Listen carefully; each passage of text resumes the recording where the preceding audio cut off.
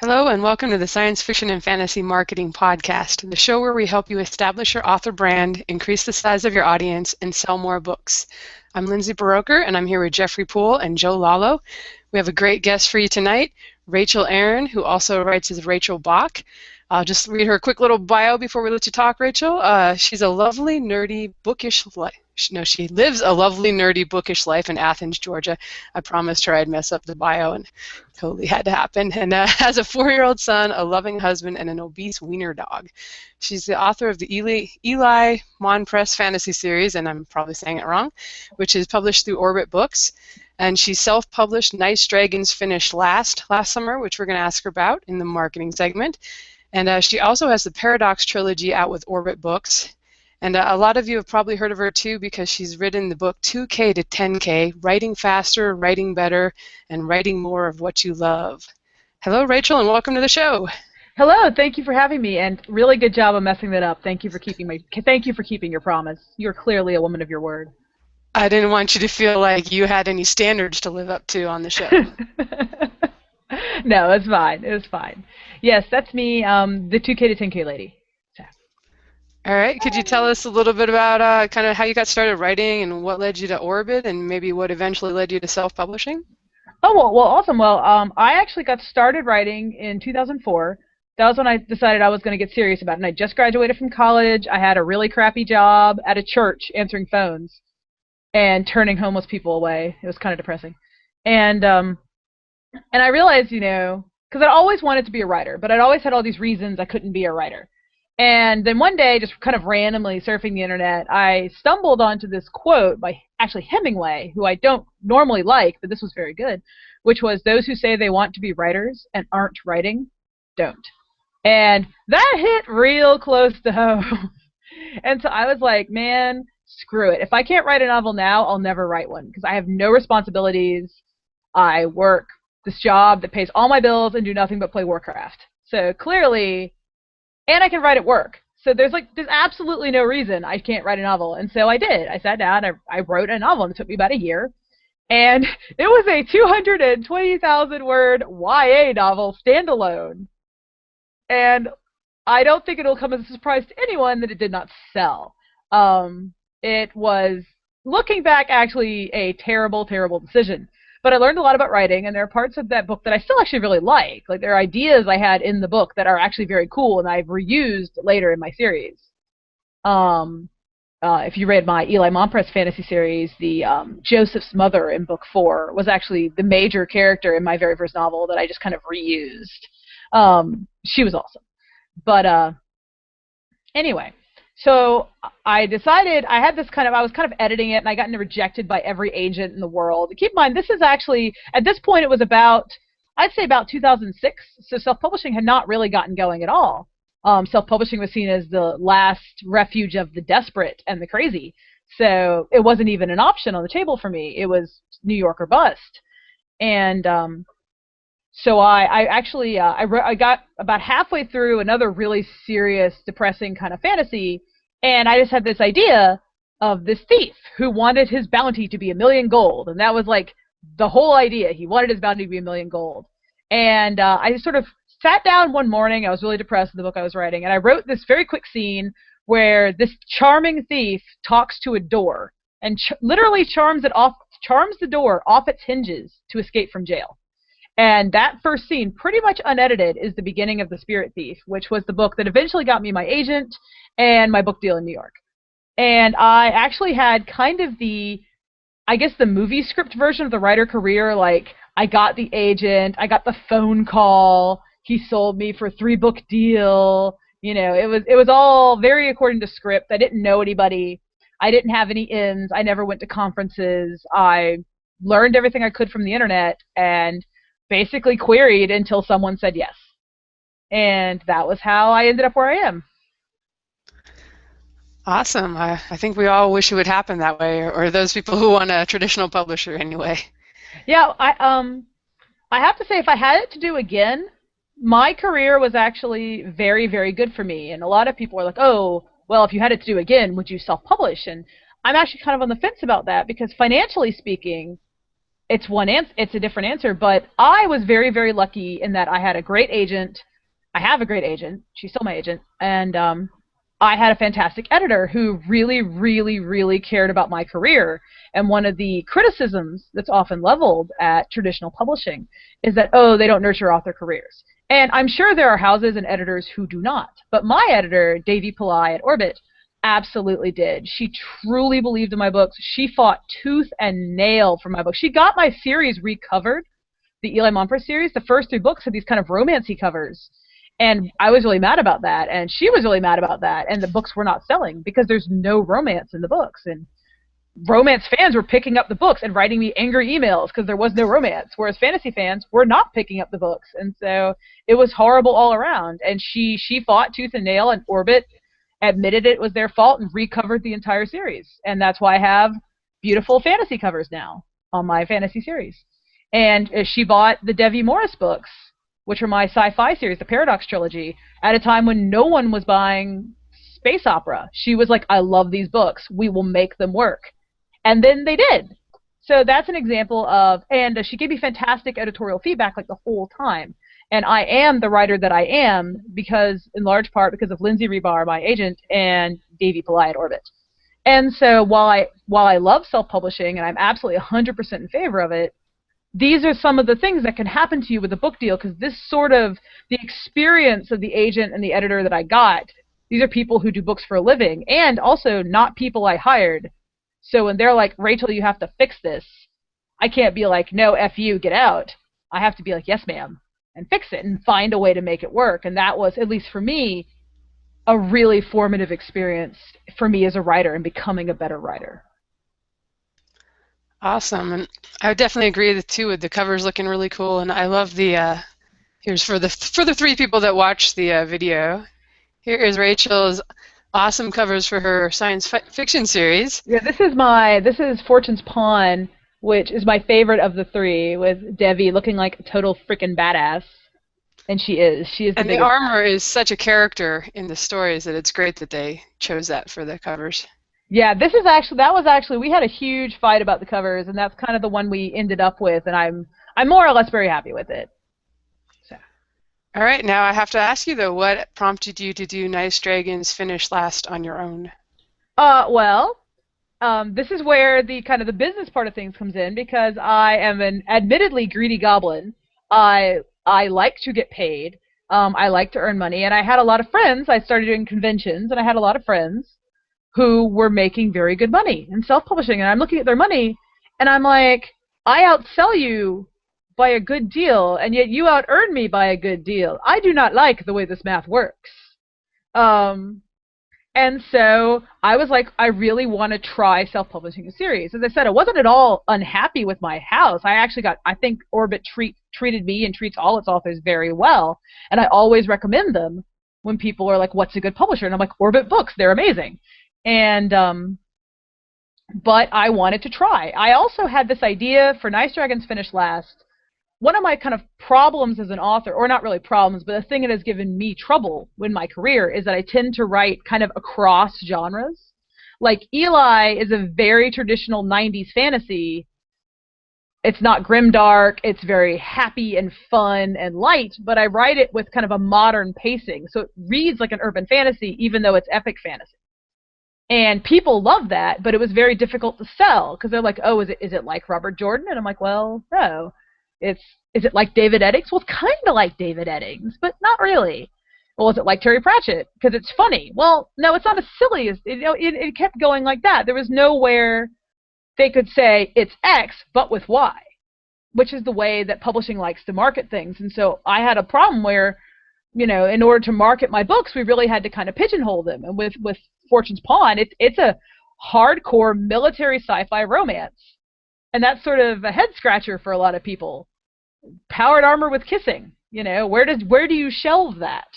Do you shelve it in romance, or do you shelve it in sci-fi? And we shelved it in sci-fi, gave it a sci-fi cover, and I have not had a lot of complaints from dudes being like, what's all this kissing doing in my hardcore powered armor book? Most people have rolled with it just fine, because that's the thing. Readers don't really care. Readers just want a cool story. They don't really care if you blend genres, but in traditional publishing, when you have to sell to a bookstore, people care a lot. And Nice Dragons Finish Last is a book that's about the world's nicest dragon who gets kicked out of his house, or his mountain in this case, by his mother, who is absolutely ashamed of how nice he is, because dragons are not supposed to be nice. Keep in mind, Julius, the main character, is 24. This is not a YA. He is a slacker who is living at home with his mother and gets kicked out into the DFZ, which is post-apocalyptic Detroit, that is now like this crazy free market New Seattle type city. If you're familiar with Shadowrun, so it's cyberpunk, post-apocalyptic sci-fi. That's also a dragon character drama. This was not a book I could take to New York and say it's X, because it's not X. It's 50 billion things, and I didn't want to have to make it X. I didn't want to have to tame this crazy book.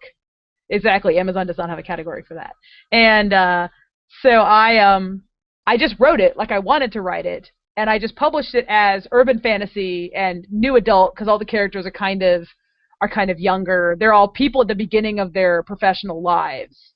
And so I felt it kind of fit very well. And also the books are they're like my Eli books. They're fun, they're light, they're hilarious. Julius is awesome. Marcy, the main mage character, she is like one of the funniest characters I've ever written. There's a crazy dragon seer named Bob who can tell the future. They're funny. And people really, really reacted well to that. And I've actually had readers tell me, I'm glad you self-published this, because New York would have tried to tame this book, and that would have been a great disservice. And so that's probably the artistic, snobby reason why I did it, but I mostly did it for the money. That's a perfectly legitimate reason.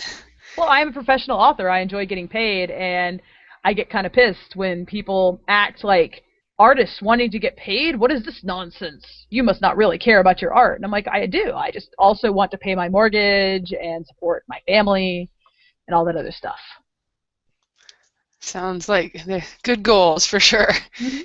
All right. Well, we're kind of a marketing show, but I think people would lynch us if we didn't ask you a few questions about the book that you're actually probably most well known for, at least in the indie community, the 2K to 10K book. Could you tell us a little bit about what prompted it and what the formula is? Well, awesomely, yeah. Of course.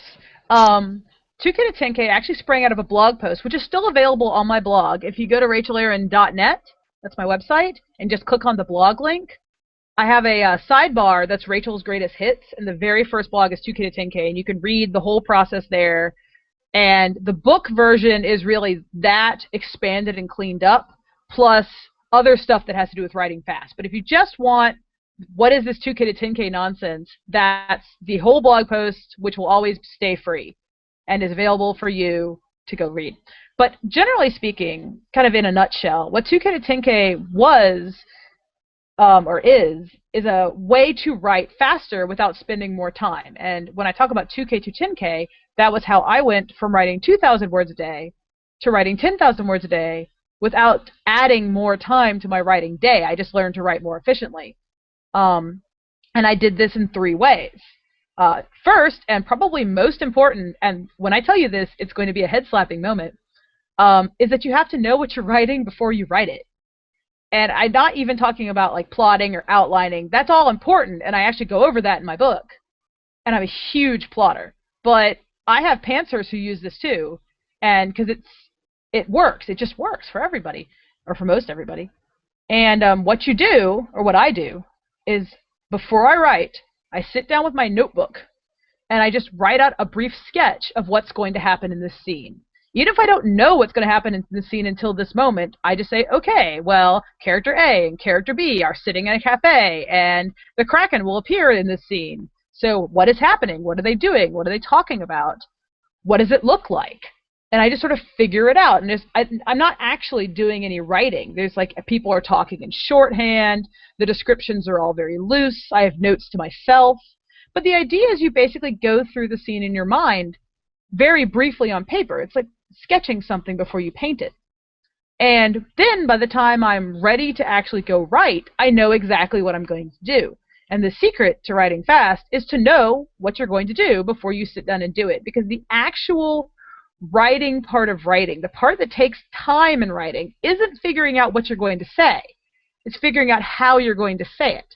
So if you go in already knowing everything else, and now you just have to figure out what is the best way to say this, how can I really make this sound authentic, sound exciting, sound like a professional wrote it, you can write a lot faster. And at least for me, I actually saw an enormous upswing in the quality of my work because I was able to really focus on the writing part of writing and not the plot, character A, character B, who says what part of it. I was able to focus on what was actually on the page during my writing time, and that was tremendous for me. The second part of this, and it's kind of a triangle, so once you know what you're going to write, you have to know how long it takes for you to write it, and basically what is the best time of day for you to write, because everyone's got kind of a time of day that works differently for them. And if you think you don't, try tracking your writing. Try tracking how much you write throughout the day, because that's kind of the second part of this, is taking your own metrics, figuring out what works for you, what's your best time of day, when are you happiest writing, where are you happiest writing. For me, I found out that I wrote my best work and my fastest when I was at a coffee shop in the afternoon with no internet. That was the productivity super combination for me, and I would just rip through scenes when that was going. And I learned that because that was a big surprise for me. I would have bet you money that I was a better writer in the morning because I'm a morning person. But no, I was best in the afternoon. The numbers were right there. I was tracking my productivity for days, and it was very clear that that was the best time. So I would say track your metrics, step number 2. And step number 3 is to be excited about what you're writing. Once I'd made these changes, I'd actually already upped my writing from 2K to about 8K a day. And I'm like, I can do better than that. Because there were days when I had broken 10K, and then days when I was still writing about 5K. And I'm like, what's the difference? It's the same book. It's the same characters. Why do I have really good days and really bad days? I know what I'm going to write. What's going on? And it was the days, again, kind of a duh moment, the days where I was writing the fastest were the days where I was super excited about what I was going to write. Like, I was really, really excited about the scene. Maybe it was a love scene, or maybe it was like the big climactic battle. Whatever it was something I was very excited to write. But the problem was, once I figured that out, that implied that in the days I was slow, I was writing stuff that I did not care about. And you never want that stuff in your book. I mean, you're the author. If you're not like 100% super pumped about this, no one else is going to be. You know, you have to love it the most. You have to want it the most with your own work.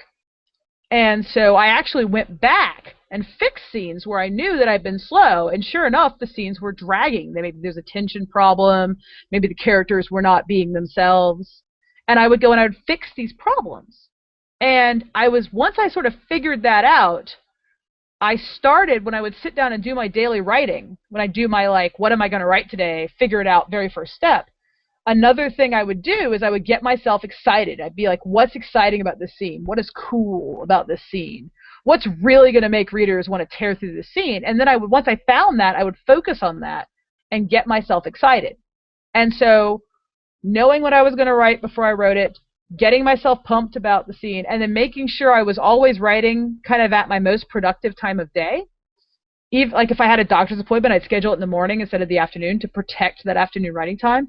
And when all of these 3 things combined, I was hitting 10K a day every single day. I still hit 10K a day most every single day, unless, like, I have to do email or I have to do some other sort of work-related stuff that literally eats into my writing time. And I've had actually, my record is 15,000 words in a day. And that was the very end of my 3rd Devi novel, because I just, like, I'm finishing this book today. And then I did. And it was great. Awesome. Well, that's some great information there. And for anyone who's thinking, no way, I can't do that, you know, I am someone also like that started, you know, I turned pro or whatever. I quit the day job and I was writing about 3,000 words a day. And I thought, yeah, that's respectable. But then I saw your book, and I also listened to the self-publishing podcast with Johnny, Sean, and Dave. We're talking about, yeah, we knocked out like 6,000, 7,000 this morning. I was like, man, if these people are doing it, I need to be able to do it. And, you know, I agree with everything you said there. You got to be passionate about it, and if you write the beats down ahead of time, it helps so much. Mm-hmm.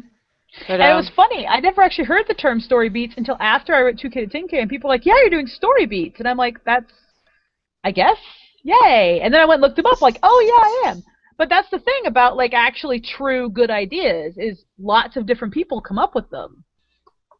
You yeah, know, I'd never the heard, one true way will always rise. I'd never called them that either until I heard those guys. I'm like, I'm just outlining. What are you talking about? But let me go ahead and hand you to the guys to ask a couple questions. They've been good and quiet over there. All right. So 2K to 10K, lots of talk of specific word counts. There's a lot of emphasis on word count. I don't know if you've heard from any people who are using your system and maybe discovered they had some shortfalls related to it. Like my wondering is, let's say you're consistently hitting 10K words, but you find that ever since you upped your word count, the quality have been compromised. Do you think there's ever a point where if you're hitting good word counts but producing bad output that you need to compromise in favor of quality, or is that what the second draft is for? I think you're actually making a false comparison, and I get this a lot. You write 10K, the thinking is you must be writing bad words, even if you're not talking about me. Obviously, you're talking about a hypothetical person. But the idea is that fast is schlock that exists, and that is absolutely, in my experience, the opposite of true. It's completely untrue.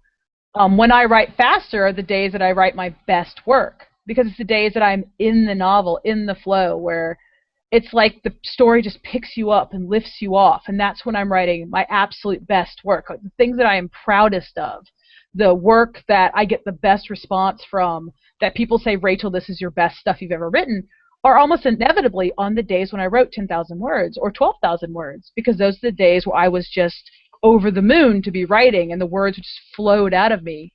And that was because I knew what I was going to write. I was excited about it. And I'm in the zone. And I hear this constantly from people who say, "Oh my God, Rachel, you helped me so much." Because I get a lot of emails like that, which makes me super happy. So if 2K think it helped you and you are like, "Oh, I don't want to email Rachel, maybe she's scary." Please, no, I'm not scary. I love getting those emails. They make my life. I love knowing that other people are helped, because I love writing and I want everyone to do it, because it's the absolute best part of my day is when I'm writing. And that's when I'm happiest. And if I don't write, I get really, really, really grumpy, and I'm not a good person to be around. But no, like a lot of the people who write me say that the faster they write, the better it is. But if you find yourself writing a lot of words and you're not happy with your quality, I absolutely say, stop. What are you doing? God, no. There's absolutely no point in writing words if you don't like them. We're not in this. We're not getting paid by the word. We're not Dickens around here. We are, or at least, I'm not as a novelist. If you're a short story writer, you are actually getting paid by the word, but that's a different story. But if you, for me, if I'm not producing quality, beautiful, sellable prose, then there's absolutely no point in writing. I'm wasting my time. Unless I'm kind of, I have to write it bad to write it good. Sometimes you have to do that. You got to kind of mess up to figure out what you're doing. One of my favorite things to say is that writing is a wicked problem from programming, where you have to solve it in order to learn how to solve it. It's like you're kind of screwed either way. But that's true. Sometimes you just have to write the bad book to learn how to write the good book. But even with that, writing faster can help you, because you get through that bad book faster. But what I will often do if I'm writing and the words are I'm just like, I hate this, is I will stop and I will step back. Because writing should be fun. Writing should not feel like pulling teeth. It should not feel painful. You are creating things out of your imagination. You are doing what should be the most amazing, fun, and magical experience humans can really achieve. And if you hate it, then something is very wrong. And you need to stop and say, what is going on? Why don't I like this book? Why don't I like what I'm writing? Are the characters wrong? Is the plot wrong? Is the tension wrong? Something's wrong. Am I wrong? Is this not the book for me? Are we not a good match? And these are questions you got to ask constantly as a writer. I have books that I've just abandoned 40,000 words in because it just wasn't working, and I was sick of quite frankly, I was sick of its stupid face. I didn't want to write it anymore. So I stopped, and I don't, because if I'm not having fun, no one else will. And I try to fix things, because who wants to throw away work? But at the end of the day, sometimes you just have to throw in the towel and say, this isn't working for me. I actually have probably about 6 or 7 books that are, some of which are done, that I just haven't put out because they're not my best work, and I refuse to put out anything I'm not 100% proud of. Okay, so like an important thing then for people who aren't familiar with 2K to 10K isn't that like the message of the book isn't sit at your keyboard until you've written 10,000 words. It's train yourself to write 10,000 words in the time that you're sitting at the keyboard.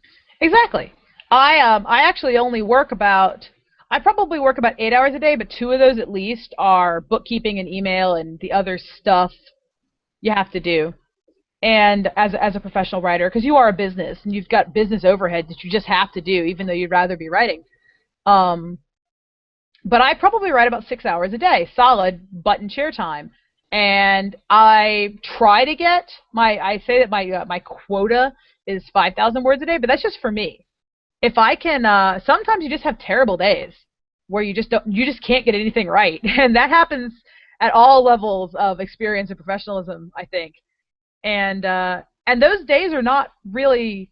It's so easy to write them off as failures, but they're not, because every time you mess up, you learn. You learn to be a better writer, and nothing teaches you to be a better writer than like a bad book. A bad book will whoop your butt and teach you how to be a better writer. And so I kind of approach it by the way of I like to write a lot of words because I like numbers. I'm a numbers person, and I like to make numbers be higher. That's why I play video games. I like to have a number and then make it bigger. I really like RPGs and stuff like that. So that's why 2K to 10K focuses on numbers, because I find numbers inspiring and encouraging. The idea of writing 10,000 words a day just sounds awesome. But I know plenty of writers who are like, I want to write 2 scenes today. And that's also a perfectly fine way to do it. Whatever gets you through your book, whatever works for you, is a perfectly valid strategy. We all kind of climb the mountain in our own way. I absolutely agree. That sort of finishes up my question for this section, so we're going to pass you to Jeff now. Okay, you mentioned before that you actually get some feedback from people that have actually gone through this particular program of yours here. So my question would be is, have you noticed any patterns or any trends? Like, for instance, do you maybe get like a lot of fantasy authors that write you back that say, man, this works really great for me, or maybe like horror authors are like, it doesn't really work too well for me. I was just wondering if you noticed that it works for all genres or more specifically just certain ones. I actually have not taken a proper survey, but I would say I have not really ever seen a single genre. Obviously, I reach more people in fantasy and sci-fi because I'm a fantasy and sci-fi author, and so I reach a lot more people in genre. But I actually have a lot of response from the nonfiction community. I've had a lot of people who write thesis writers. I've had a lot of thesis writers come in. I've had people who do nonfiction for journals. I've had romance writers and kids writers and every kind of writer. And it really does seem to be kind of a universal, this is how human creativity works kind of thing. Because, I mean, it's not like it's a specific genre trick. It's just know what you're going to write before you write it. I mean, it's the stuff they teach you in high school English. Write your outline for your essay so that you know what to write. It's that taken to a much more fun kind of zone.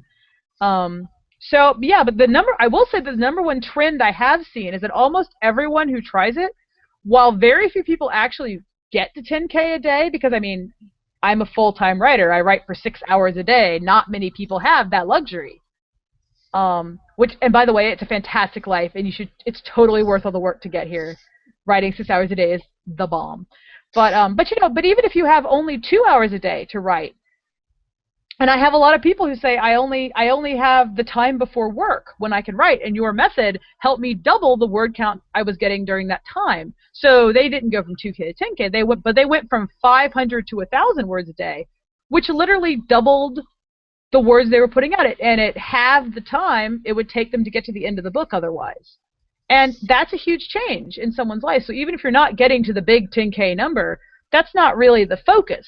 The focus is doubling your word count, tripling your word count, improving your word count in some way that is meaningful to you. And if that has happened, then people are generally very, very happy, even if they didn't hit the big number. Yeah, I hear that, because with regards to what you're saying about, on your formula, the 3 things that work best, is I couldn't agree more. I've right here, my notebook, that I actually will do the same sort of thing where I'll kind of like I'm writing a movie play or something. I'm like, okay, well, open here. These two characters sitting here. This person comes in, gets ready. I kind of get. I like to have an idea of who's doing what there. And with me, definitely, I agree with you. Is my best work is done when there is no distraction. So I will turn off the internet. I go into airplane mode, turn off the cell phone, because I am so easily distracted. It's not even funny. I mean, like typing along, ooh, shiny object, and I'm off on a tangent. So I've got to make sure I cut everything off there. But yeah, I actually have a lot of time to write, and this is my own set room in here where I can do just that, and it's a lot of fun. I will second you that on that one. It's so great. And I think all of us, even if you're a very disciplined person, which you kind of have to be to finish a novel, you have to have some discipline. It's very easy to get distracted because that whole monkey mind thing. And for me, the internet is the death of writing. Like, I put my phone in the other room. I don't check Twitter. I don't do anything just so I can focus if I'm writing from home. Or if I'm in the coffee shop, I just leave my phone in the car so I can't even reach it. And I guess if there's an emergency, I'll use their phone, whatever. But what I have found, and this is just for me, this is not like a Rachel tip or anything, but this is something that I found for me, is that it takes me about 30 minutes to dive into the writing. And so when I start writing, the very first hour, I'll have a terrible kind of average words per hour, because it takes me about 30 minutes to sort of get in the zone. But then once I'm there, I actually found, and again, because I was tracking my word metrics, I was tracking what I was writing and how much of it and at what times, I noticed that my second and third and fourth hours, I got faster and faster and faster. And then after the fourth hour, I started dropping off. And this was important because I started only scheduling 4-hour writing blocks for myself. And this was back when my son was much younger, and I was paying a babysitter. So I was literally paying for every hour I was writing. And so I had to get really, really efficient with my time because I did not have a lot of money at that point, or now, obviously. But at that point, I was really broke.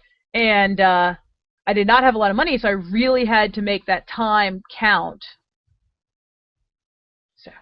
Yeah, I couldn't agree more. I don't know if you ever saw that commercial on TV a few years back about the cows. They were like happy cows give happy milk sort of thing.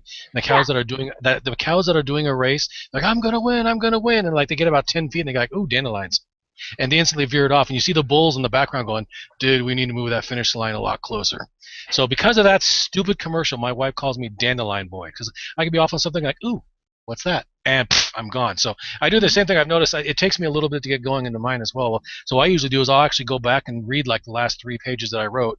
And by that time I start warming up. And then, about an hour later after I first start, words are going fairly well. And God forbid I get interrupted by something. Oh, I hate that. I got to go back and start it over again because it starts to work back up to speed there. But when I do get going, you might have seen the comments there.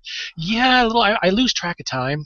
Like picking up the wife, being late for lunch, that sort of thing. So if you're watching this, dear, sorry. Yeah, my poor long-suffering husband. I have the best husband in the world, Travis Bach, who is my partner in crime, and we actually just formed our company today. We formed our S Corp, which was very, very, very exciting.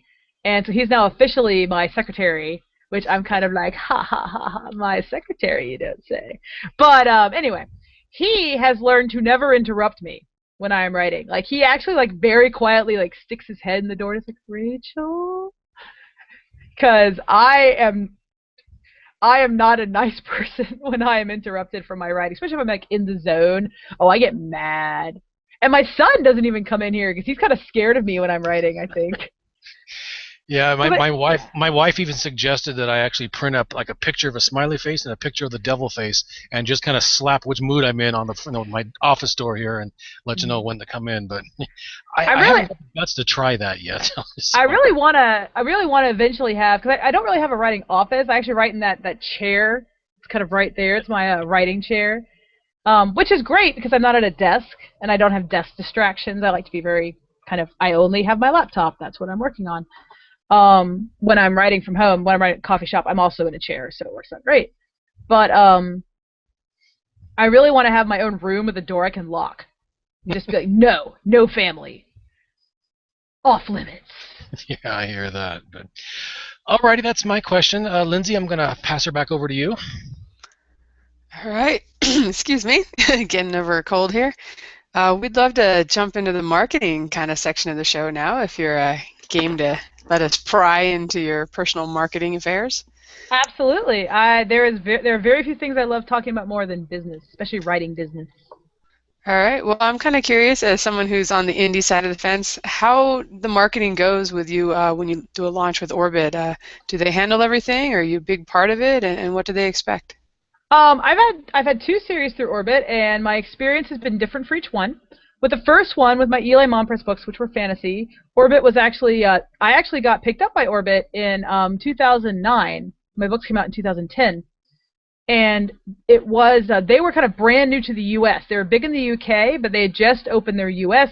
department of the imprint. So I was watching one of the first books they came out with, and they gave me kind of we had a real snafu in the covers, and I got co-op, which is when they buy out the front tables and they put you on them, and they released 3 of my books, one right after another, over 3 months, which should be fantastic for sales. And so that was really great the way they did that very fast release schedule, which is something New York will do a lot when they sign a series. And it's a very good idea because they get people, they whip up that froth, because we want to get people like super excited, like, oh my God, I read this book. Oh, the second one's coming out. Oh my God, you've got to read this book. That's what you're looking for. But again, with the covers, things just kind of went around, and so we didn't really get the boost we were looking for. But later, after my books had been out a while, and I had fantastic word of mouth from the people who did actually read them. When they recovered them, that fantastic word of mouth helped me sell my omnibus, because they did an omnibus edition of the first 3 books, which they had initially released. And that omnibus, even though it was priced at $9.99, it was 3 books, so I had a good deal. And so that's kind of how I pitched it, because I was also doing a lot, because when you're picked up by New York, unless you're a giant bestseller, you're going to have to do, even if you are a giant bestseller, you're going to have to do a lot of marketing work. Every author kind of does. And there's this myth that, traditionally published authors kind of just sit in their ivory towers and don't do anything. No, they do a lot. We all do a lot, because it's our livelihood and our business. And but what I did was I went out and I got my fans, and I was like, if you wrote a review for the original Eli, please copy paste it onto the new omnibus, because it had no reviews, and I had fantastic reviews, and I wanted to move them over. And so I did this big contest where I gave away books, and I was like, spread the word, move your reviews, I'll give you a book, we're going to have a big drawing. I gave away a Kindle, and that was really great, and it helped migrate all my reviews over to the new title. And as a result, when it came out, it had all these fantastic reviews, and it looked like a bargain. So it sold very well for me at the time. And I had just sold the Devi series, my Paradox series, to Orbit under a different name, under Rachel Bach, because they were like, well, your Eli books aren't really selling. We want to rebrand you in sci-fi, because also the Eli books had 0 romance and no cussing at all. And the Devi books are much more R-rated. There's sex, and there's cussing, and there's gunfights, and it's awesome. And so it made sense to rebrand me. And then the Eli books started doing really, really well because of all the good word of mouth and all the stuff I just talked about. And so they actually, even though the name was different, it was a very kind of an open pen name. People were like, oh, Rachel Aaron, she's also Rachel Bach. I bet her other books are going to be good. So even though I shouldn't have had a lot of cross-pollination between what is essentially funny epic fantasy and hardcore military sci-fi, I did, because my voice in the books were very similar. And I had a lot of crossover, and both the rising tide lifted all ships, and I had a lot of people who were big fans of Fortune's Pawn go and find my earlier stuff. And for that, I think what really, really helped me was the fact that Orbit made it very clear that I was the same people, and they put my Rachel Aaron books inside the covers of my Rachel Bach books, and vice versa. Well, actually, I don't think they're in the, never mind, they're not in the Eli covers, but the Eli books were in the Rachel Bach books. So when people finished and they were super excited, they went and bought my Eli books, which was great and helped boost my backlist. But the single best thing Orbit did for me was they put a sample chapter of Fortune's Pawn in the back of Anne Leckie's Ancillary Justice, which won just about every award you can win last year. I mean, she won the Hugo, she won the Nebula, she won the Campbell Award. She was huge. And I was in the back of her book, and that helped push an enormous number of Fortune's Palm books. And so that's kind of what a traditional publisher can really bring to the table in terms of marketing, is that they have authors who are bigger than you, and they can kind of piggyback you on them, and they can, and like Ellen at Orbit, who was my publicist for Fortune's Pawn, did this big multi-sci-fi author Google Hangout, and I was on there with Ann Leckie and the guys who do The Expanse, who write together under one name that is now completely slipped my Daniel Abrams, and the other guy, who is now going to get mad at me because I forgot his name. Oh, God. Anyway, I was on there with bigger names, and that helped give me legitimacy and helped get me out to more fans who would also probably like my stuff. And so that was all very good, and also Orbit got my book into the hands of Felicia Day, who is a pretty big deal, and who put me on Vaginal Fantasy and talked about me on Goodreads and blurbed my book. And so that was huge. And so it really is sort of, they were able to really work the fame angle and their connections and really get me in with all these people that I alone would never have been able to get the time of day from, even though they did like my book. And that helped enormously. And all of that has spilled over into my self-publishing career, because I didn't self-publish as a no one or as someone who'd never done this before. I came into it as an established author, and that definitely helped me, especially at the beginning, sell very well. And when you start selling well, Amazon sort of picks you up, and then you sell much better because Amazon's recommending you to everyone. And so that really helped me a great deal. But I also had, I think, a pretty good book. A Nice Dragons Finish Last is actually one of my highest reviewed books I've ever had. People love it. And I had a good cover.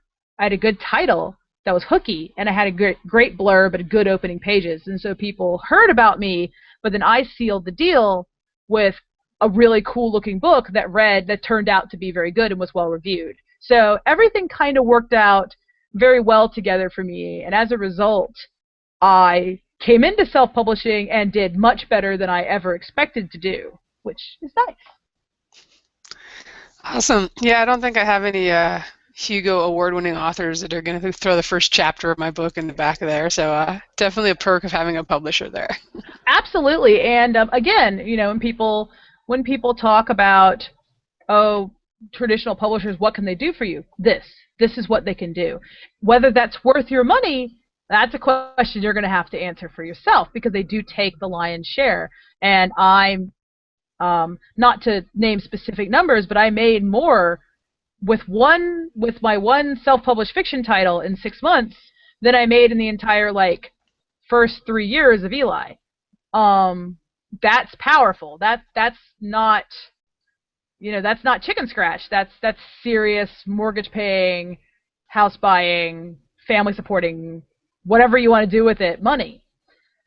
And so, but the question is not simple, and I think it really depends on what you want out of your author career and what vision you have for yourself. If you're the sort of author who daydreams about going on giant bus book tours like Kresley Cole, who wrote the Immortals After Dark series and is very successfully traditionally published, if her career is your goal, having your publisher fly you to BEA and being the star of a convention, then traditional publishing will probably make you happier.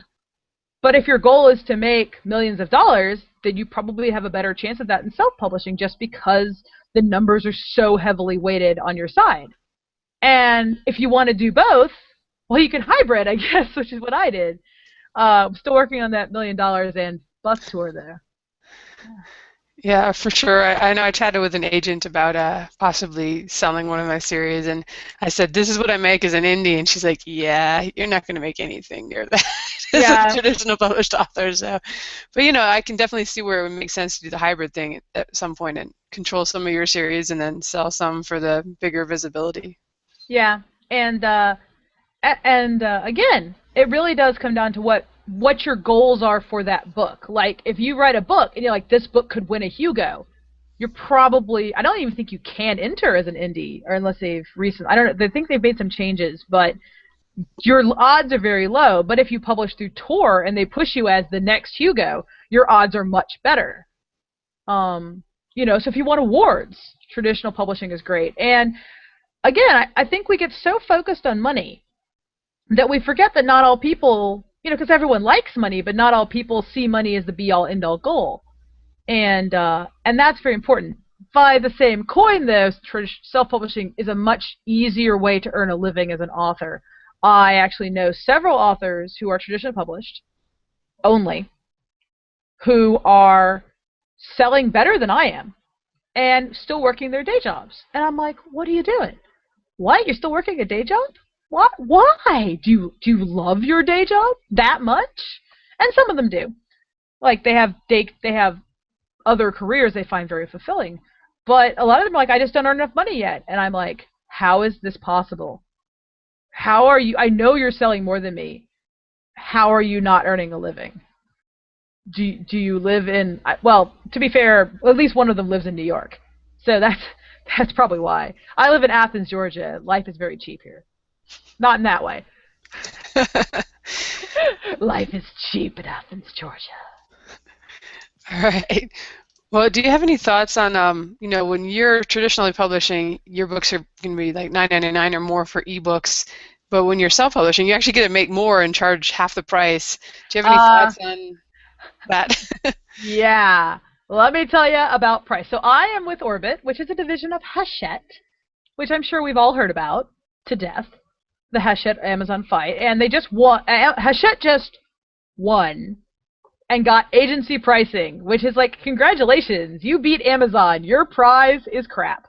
You get to make less money and charge more. Congratulations, I suppose. I really do not understand what they're doing, and I think it's a very dumb decision. I don't know why Lagardère is doing this, but anyway, my Orbit books are priced at $9.99, I think, for the Kindle ebook. And Nice Dragons Finish Last is priced at $4.99, and that's my fiction book. And when I release the second Nice Dragons book, which is called One Good Dragon Deserves Another, and will be out soon, a little plug there, I'm actually just editing it. I'm just finishing up the edits this week, and it's very, very, very exciting. But anyway, that book costs $4.99, and the next book will cost $4.99, and my nonfiction 2K to 10K is 99 cents. And between sort of my currently out $4.99 book and my 99-cent book, I'm making so much more money per book, per sale, even on the little guys, because when I sell one of those $9.99 ebooks, I'm only getting 25% of net, which is 25% of what my publisher makes after Amazon takes their cut, and it works out to about like $1 something. Like I think like $1.25 per book. Whereas on Nice Dragons, which is priced at $4.99, I'm making about $3.40 per book. So my book costs half as much, and I'm making pretty much 3 times as much per sale. So I'm selling for less and yet also making more profit. And this is dumb math. This is why is this happening? Gosh, pay your authors more. Oh my God, I would forego an advance. I would say I don't care about the advance. Give me a higher royalty percent, and I will stay with you, traditional publishing.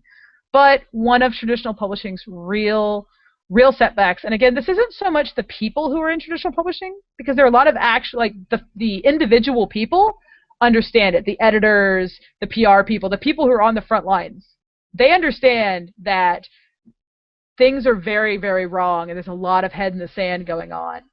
But the people who are actually making the decisions, I think, don't really understand just how lopsided the author, I guess, living-earning equation is towards self-publishing. And there are a lot of big authors. Like one of the things that was the big at RT, you go to art. I just went to Romantic Times, which I just got back from, which was amazing, super, super, super fun, and very, very educational, especially if you're into self-publishing, because there are a lot of big self-publishing people there. E.L. James was there, freaking 50 Shades of Grey lady, just hanging out in the bar. I didn't know who she was. I actually just kind of walked by her, and I'm like, wow, who's that lady everyone's taking pictures with? She must be famous. Everyone here is famous except me. And it was freaking E.L. James, and I was like, oh my God, later. But anyway, one of the things I noticed at RT, where I would be at a panel, and there'd be all these New York Times selling authors, and they're all talking about, I have a self-published book coming out. I'm self-publishing next year. I'm doing a self-published book. And it's like, these are New York Times bestsellers. These are the rock stars, the people who are supposed to have it good.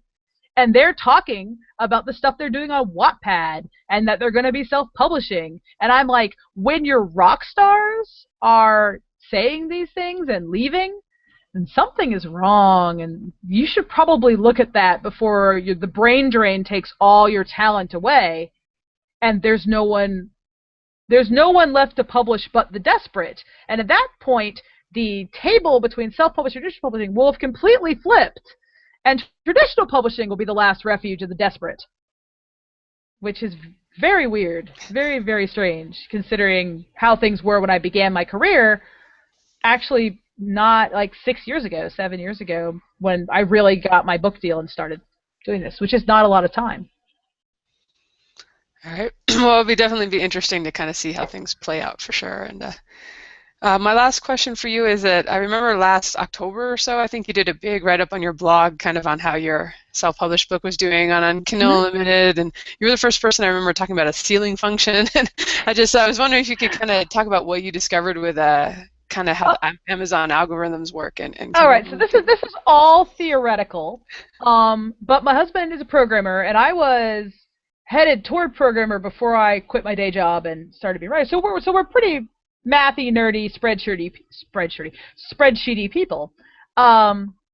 And one of the best things about self-publishing for us is that we get numbers. You never get numbers in traditional publishing. You get twice a year, you get a statement. It's like, you sold this many books. And it's like, how many did I sell? Where did I sell them? When did I sell them? You can't tell me any of this because it's proprietary information, which is so dumb.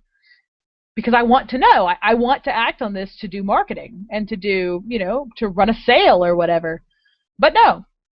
And anyway, so last year, one of the first things we did was we looked at the Kindle Daily Deal. And if you go to my website, I have tags, and one is, I think, numbers or self-publishing, and it's tagged, and you can find them there.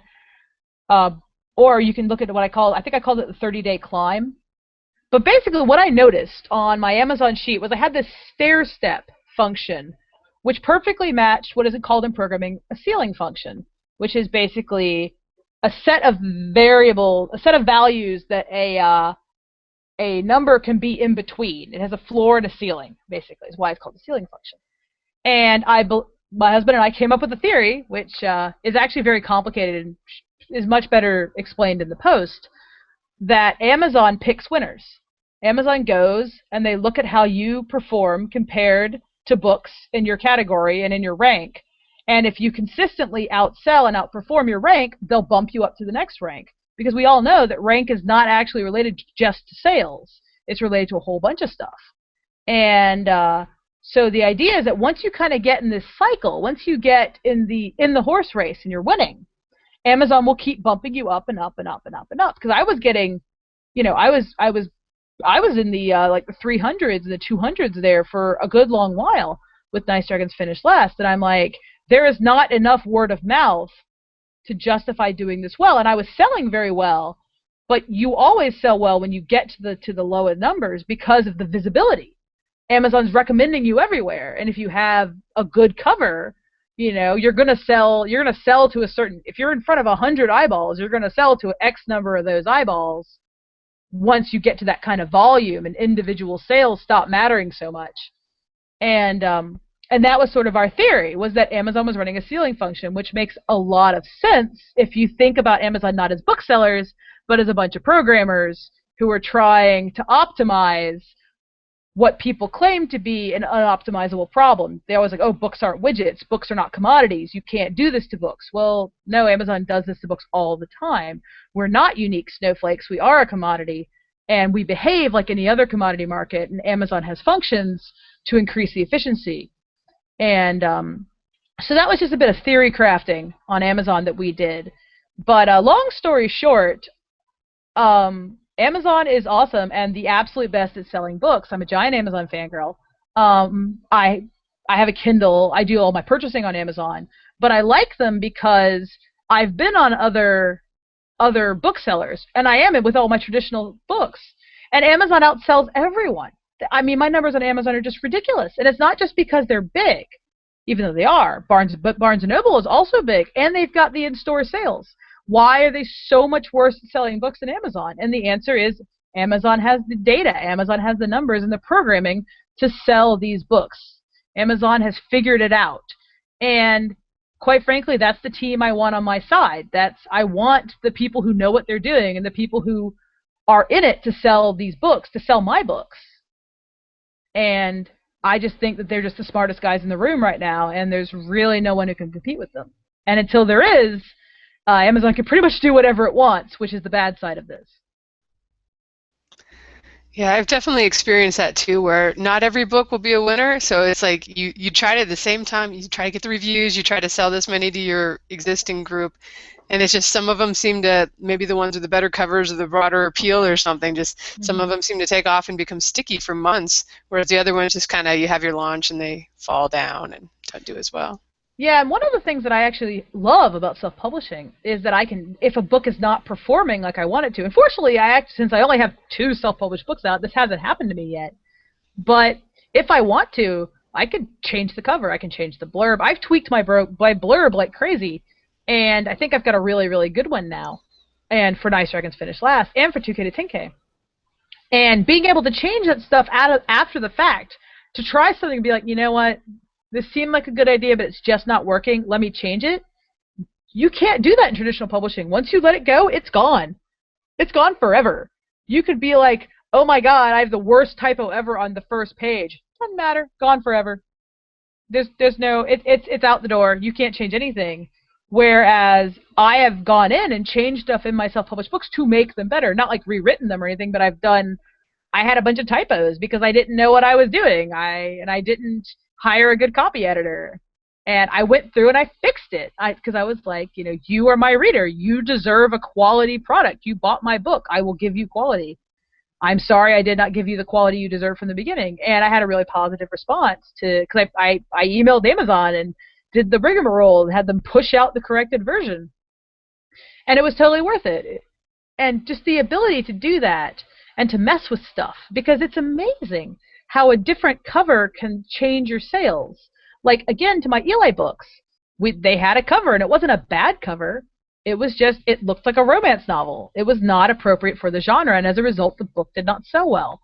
And so Orbit recovered them with a very fantasy cover, you know, painted by Sam Weber, who does like every fantasy cover ever. Him and Dan DeSantos, they just have like the lockdown on the painted fantasy cover industry. And so I looked fantasy 100%, and I sold much, much, much better. So to anyone who is having these problems, if you are self-published, you are very lucky, because if your cover isn't good, you can just go change that. You know, you can be like $1,000, get the best cover you can, hire an artist, have exactly what you want, hire a designer and make it beautiful and redo it, and your sales may go through the roof. And that's power, and that's awesome. Yeah, I've definitely seen that's true too, where even if your launch isn't great, you can still have another chance. So it's not like it's out the window. Exactly, and that's another thing that really bothers me about the way New York kind of does business, which is you have your launch, your book comes out, and then that's just sort of it. Then you're done. And you know, maybe when you have another book coming out, you'll run a sale, or you'll be they'll get you Kindle Daily Deal, which is very good. It's very nice being the Kindle Daily Deal. I was Kindle Daily Deal once with The Legend of Eli Mompress, which is the omnibus, and I got to number 9 on Kindle. It's like the biggest I've ever done. I was outselling Neil Gaiman. I was like so excited. And that was like one day. I had one day of that, and then it was over. But no, like your book will come out and it'll just fade away. But with self-publishing, you could keep promoting these books forever. Like, you know, 10 years down the line, if BookBub is still out, I will still be buying BookBubs. I will still be trying to get in for a series I wrote 10 years ago, because there are readers who haven't read that series. That series is new to them. You know, it's not like a big blockbuster movie where it comes out, everyone sees it, and then it sinks into oblivion. There are millions and millions of readers, and even if you sell tens of thousands of copies, which is nice, you know, that's great. You're making great money if you're selling tens of thousands of copies. You are still only hitting this tiniest fragment of the market. There's always more readers out there. And you can keep changing and keep trying to get readers that have passed you by before. Maybe your title isn't appealing. Maybe you have a title you like, but it isn't hooky. It isn't hooking readers in. You can just change that shit.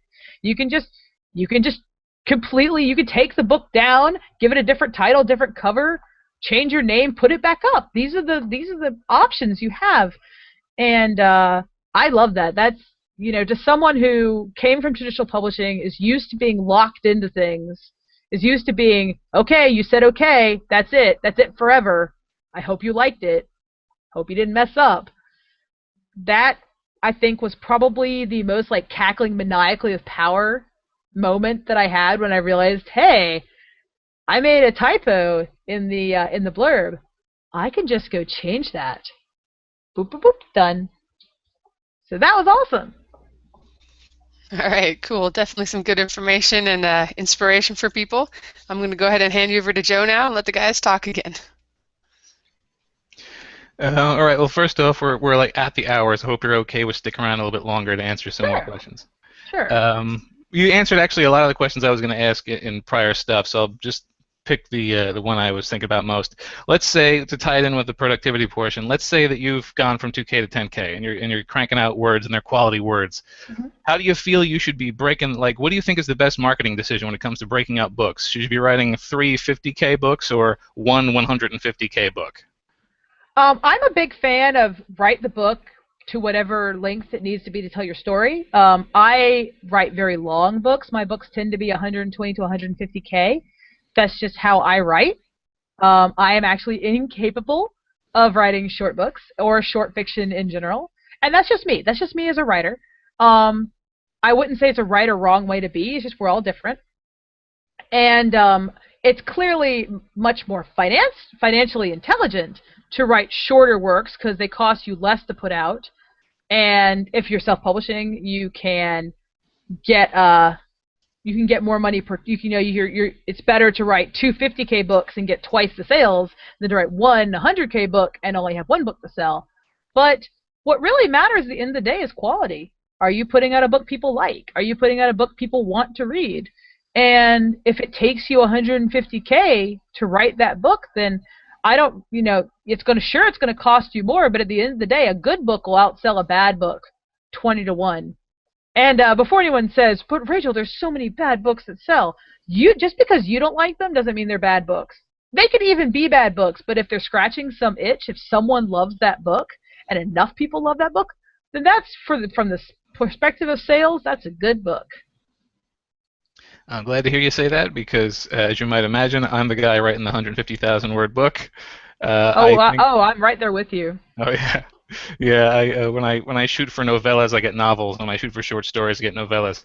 I successfully wrote 2 short stories in the past year. So hey, that puts you 2 ahead of me. Orbit was like, you should write a short story for your Eli Monpress series, and I'm like, okay. 40,000 words later. Yep, it gets to the point where it's like, well, maybe if I can have a satisfying end to this chapter, we'll call that a short story. Yeah, I just don't even bother. I don't read short fiction. I don't read it. I don't write it. I don't have ideas for it. And there are so many writers who are like, oh, well, you should write short stories and give them away for free to your fans.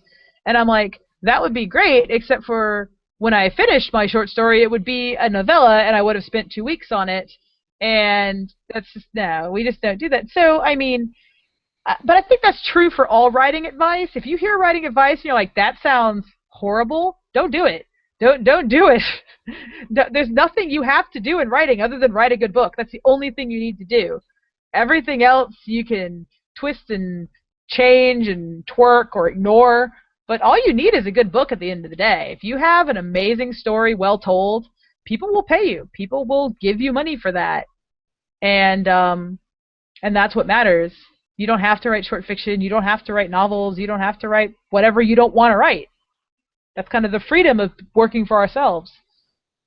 It's very true. And I guess my only other question would be, when you were talking about your marketing experiences with Traditional, Traditional offered you an awful lot of stuff you clearly wouldn't have been able to do on your own. Did you pick up any tricks from Traditional you were able to put to use in your self-publishing side?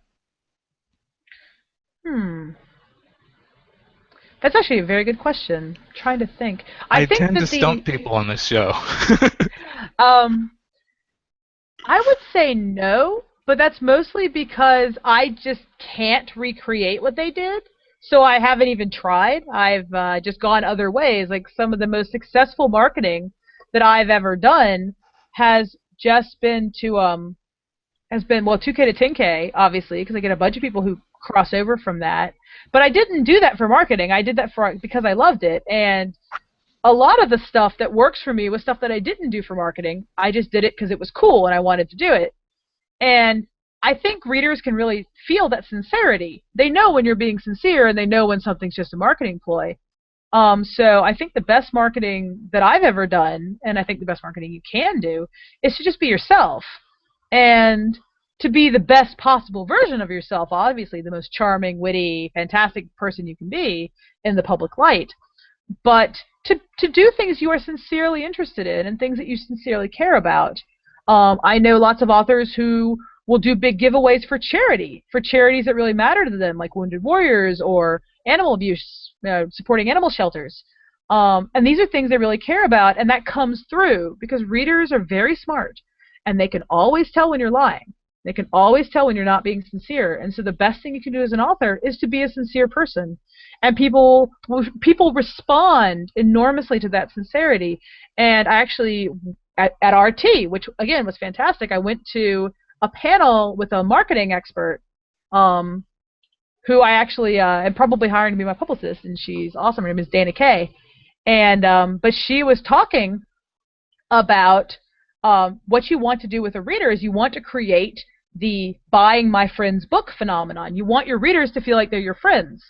And this doesn't mean like getting involved in everyone's life, but it means being sincere. It means sharing parts of yourself. It means not spamming them with marketing links. It means being the sincere person who, because if they like your book, they'll probably like you. They obviously already like your voice. So if you're just you, then, and you create that feeling of, hey, I'm a really cool person and let's be buddies, and oh, buy my book because we like each other and we're obviously like besties. That's one of the best marketing things you can do. And they'll go and they'll, if you have readers and you treat them well and you treat them with respect, they'll go out and they'll sell your book for you and you won't have to do anything other than be yourself. That has been my observation as well, and it's good that being yourself is good advice because I don't have any experience with being anyone else, so I would be bad at that. No, trying to be someone else is a terrible idea and often exhausting. Yeah, absolutely. And so now I'm going to hand you off to Jeff because I'm not him. Let's see. I actually had a couple of questions here. We've already gone on a couple of them here. So my question for you is, now that you have experience with both the traditional publishing and the self-publishing, is there any one aspect of self-publishing that you have found to be a royal pain in the butt? Probably social media. But I was never good at social media traditional anyway. I know several self-publishing authors who do most of their advertising and marketing and everything through social media, and they have huge Twitter followers and huge Twitter followings, and they've got tons of people on Facebook, and I'm like, man, I should probably have all that stuff. But I don't tweet very much. I tweet a few times a day. I answer people who tweet to me, but I'm not good at social media, and so I don't do very much of it because I'd rather be writing. I'd rather be writing good books. I am very good at my blog, so I do blog posts, because I'm a long-form person, as seen by the fact that I apparently cannot write a book under 100K. I talk a lot. But no comprendo otra vez. Do you use a mailing list? And if so, what have you found to be the most effective way to increase your subscribers? I do use a mailing list. I started doing that because I heard it was a thing to do, and it sounded pretty cool. And I actually have not found a good way to increase my subscribers, other than one of my golden rule in marketing is I don't do anything that I would hate. If I wouldn't like it, if the marketing would not work on me, then I don't bother with it. And I don't read mailing lists that come in every month. You sign up for a mailing list, it comes in every month. You don't read it, you delete it. We all have those mailing lists. And I was like, I don't want to have that mailing list. I don't want to be that person. So I have a mailing list that I say right there in the mailing list, I will only email you when there is a book coming out. I will only send you mail. I hate spam. I will only send you mail. It's called the Rachel Aaron Bach new release mailing list. And that's exactly what it is. If I have a book coming out, then I will email you with where it is coming out and how you can buy it. And that is it. And as a result, I have a really, really high open rate. I have like a 66% open rate on MailChimp. And I attribute that largely to the fact that I don't spam people. If they see an email from me, they know something cool is happening. And they will click it.